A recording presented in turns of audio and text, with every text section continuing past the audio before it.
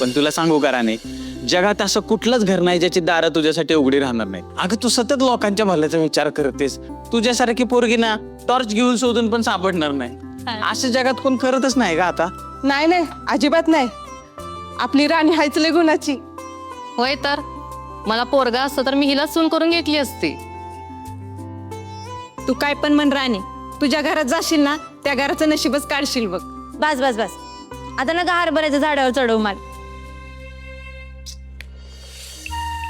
आता हरभरा कशाला म्हणली? आता डब्यात हरभरा असेल. तू ना पुढच्या वेळेस मटणाच्या झाडावर म्हण, म्हणजे डब्यात मटण येईल.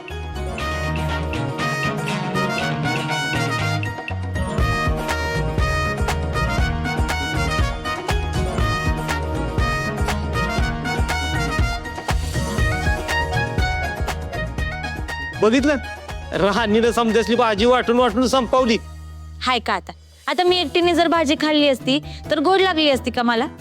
आणि तसं पण बुवा काय म्हणतात की आपण दुसऱ्याच्या आनंदात आनंद शोधायचा असतो. आता सगळ्यांना भाजी वाटली तर त्यांना समाधान मिळालं.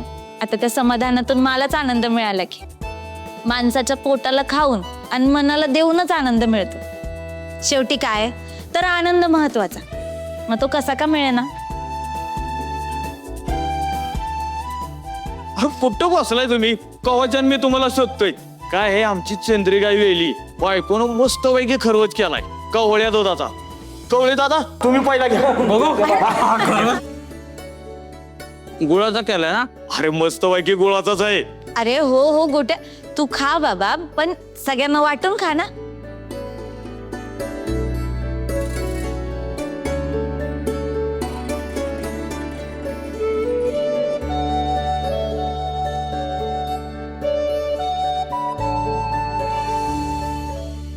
तुम्ही ना चंद्रीला पप्पी द्या माझ्याकडनं. कमाल झालाय खरवस.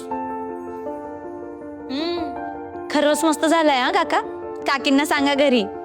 खरवस बघितलं आणि आबांची साठून आली. आबासनी खरवस लय आवडतो. हार नुसता खरवसच नाही आवडायचा, त्यासनी ना आपल्यासोबत जेवायला बसायला आवडायचं. म्हणजे त्यांच्या घरातलं एवढं पंचपक्वान सगळं आणायचं, आपल्याला सगळ्यांनी वाटायचं आणि आपल्याला का घरातली चटणी भाकरी येऊन खायचं. काय माणूस तो.